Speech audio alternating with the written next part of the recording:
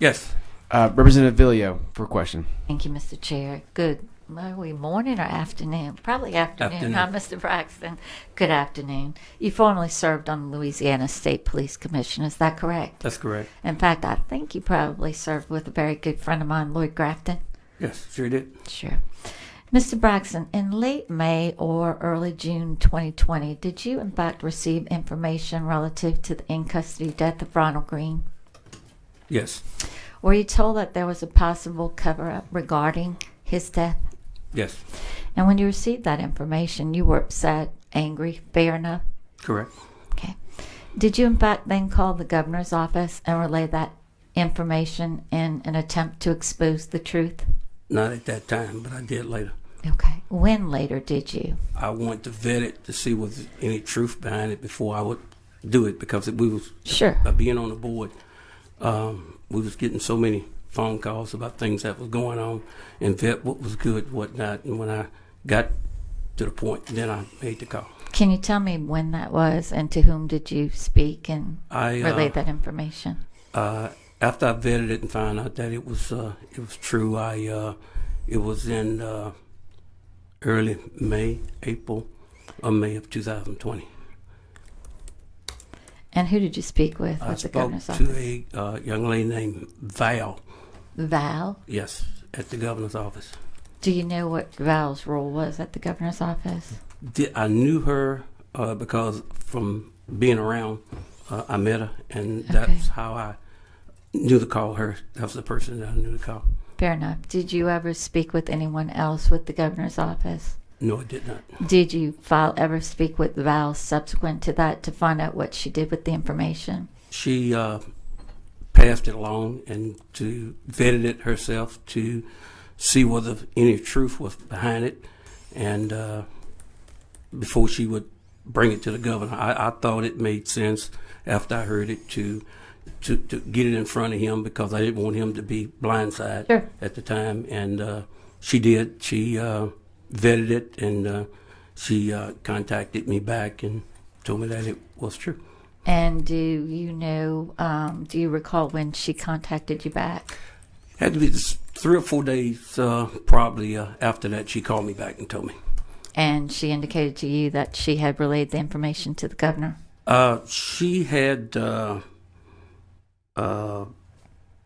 what she told me was that she had contacted, I would assume after she got it vetted, that the governor had seen it, and she also indicated to me that after that, Reed was on his way over to the governor's mansion right then after she found out that it was that it was true.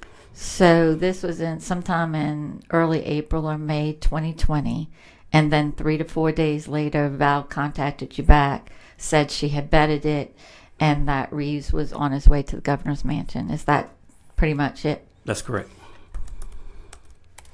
And you then called retired Lieutenant Bucky Millette and relayed the same information, true? That's who vetted it for me before I brought it to the governor's office. Okay, I suspect that might be. Now, who was the source that provided the information to you exposing the cover-up? At this point in time, I don't want to divulge that due to the fact of things that are happening, that's happened to me. You got people that I call them whistleblowers that's getting brought out in public, tormented, and fair enough, Mr. Braxton. I really I'm not looking to push you on that information, because I sincerely appreciate that you're here testifying in your honesty. And I don't know that information certainly is not necessary for my purposes, so I'll certainly honor your request to keep that confidential at this time. On or about June 8th, 2021, I believe you learned that Mike Noel, who was the former chief of staff under Colonel Reeves, was going to be confirmed as chairman of the Gaming Control Board. Is that correct? That's correct. And did you have some conversations with Senator Tarver with concern about the fact that Chief of Staff Noel would have been in charge in the 13 months of time for the Ronald Green investigation? That's correct. And did you learn that Governor Edwards and Senator Tarver had a meeting ultimately that ended with Noel's resigning from the Gaming Control Board? Yes. Within that conversation, was there any mention of when the governor knew the additional facts about the in-custody death of Ronald Green? No. Thank you. I yield. Thank you, Mr. Thank you. Braxton. To Mr. Braxton, I don't know if Bilio covered this, but did you tell us exactly what you were told about the cover-up, and then exactly what you relayed to the governor's office? Oh, I got several, phone calls about the Green incident, and what I did was I contacted Mr. Bucky Mier and asked him. He lived up in that neck of the woods. Did he know anything about that? And he said he didn't. And eventually, 2 or 3 days later, he double-checked and found out that it had happened. And one of the reasons why that I wanted to bring it to the attention of the governor, because it was getting ready to hit the news. And I just thought, being a friend and a person to contact somebody to let him know it was getting ready to hit the news, and to get out, kind of let him know to get in front of it. And lo and behold, 3 or 4 days later, it did hit the news. So when you're talking about it hit the news, do you mean talking about the videos and stuff like that it came out? I don't know about the video, but the Green incident was being. And so what was the information that you actually, when you tried to relay, or you relayed to the governor's office, what did you actually tell them? You said Ronald Green was a man and he was beat to death. I don't want to put words in your mouth, but what exactly did you say? That was similar to what I said to that he got beat, and maybe he got killed while he was in the custody of the state police. And did you mentioned you're talking about a cover-up, so you said, hey, there's specific people involved that are trying to stop this from coming out, or their leadership of state police is trying to stop this? Did you say anything about that, or you're just saying this incident happened and I'm aware of it and you should be aware of it too? Correct. That's exactly the incident. There wasn't anything pertaining to a cover-up. It was just strictly to get in front of it, to make you aware that this could be coming out, and be prepared. All right. Thank you. Rep. Marcel. Thank you for being here, Mr. Braxton. I think you just answered my question. I just want to know specifically, what did you tell the governor's office about what you had heard? And it was not about the cover-up. It was just about the incident, right? That's correct. And the fact that he may not have died as a result of the crash? That's Was correct. that a part of it, right? That's correct. And about the beating part of it, was that correct? That's correct. So you did let him know that? Yes. Oh, thank you. Thank you. Thank you for being here, Mr. Braxton. Thank you.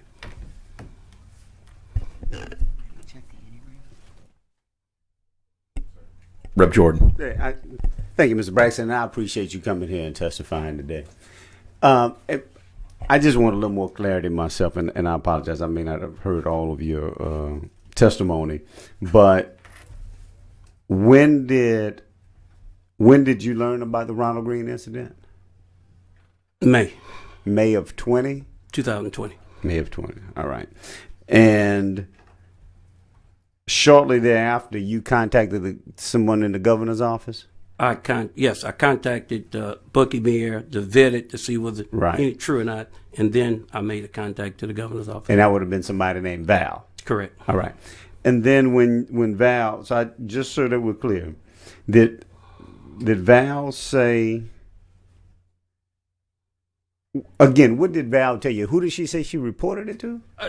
She didn't tell me who she reported it to. She just called back and said that she found it, and that Reed was on his way over to the governor's office at that time.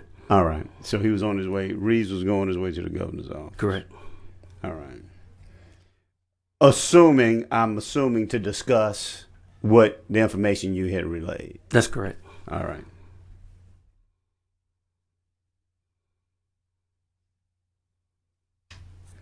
All right. Did you ever get any other follow-up beyond that? No. All right. All right. Thank you. That's all I got. Thanks. Thank you. And to be clear, how'd you find out about this? I had a phone call. Telephone call. And look, I feel like I have to do my duty. You've had some issues with state police. Is that correct? I've had a ton. I've been through 9 investigations with the Louisiana State Police. I have my family, it's been bad, and all because I want to do the right thing. And doing the right thing is, if I collaborate, it costs me a lot of money. It's cost the state of Louisiana a lot of money. I have spent over $200,000 of my personal money fighting, not just the Louisiana State Police, J.D. Oliver that just left here, and the Louisiana Troopers Association. How did you get on the commission? I got appointed by Governor Gender. Okay. And have you been successful in any of your litigation so far? They have put me through the ringer. I was assumed, the last time I counted was, I was told the state of Louisiana probably spent $600,000 on this case. At one point in time, I didn't have the dream team. The state of Louisiana at one time had 7 or 8 attorneys sitting in there with my one attorney negotiating this deal. We've tried to settle this deal. They've come twice. You don't need to talk about sub discussions.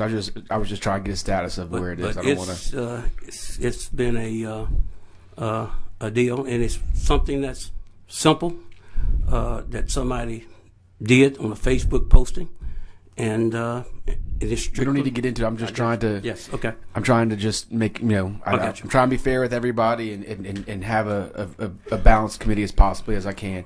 And what was your motivation to contact the governor's office? I thought with all the stuff that was going on with me, I knew him.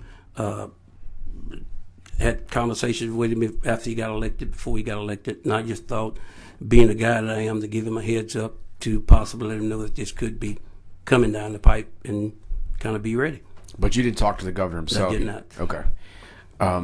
You just talked to somebody within the administration? That's correct. All right. Well, we don't have any other questions for you. We really do appreciate you coming. Can I say one thing? Let me say this. The Louisiana State Police does a fantastic job. What happened to me, but they do good work, and I will say there's a lot of them that was involved in my case, gone. So I just got to go forward. But I appreciate the time, and I don't have a problem in coming back if I need to come back. And thank you very much for your time. We thank you. We thank you for coming today.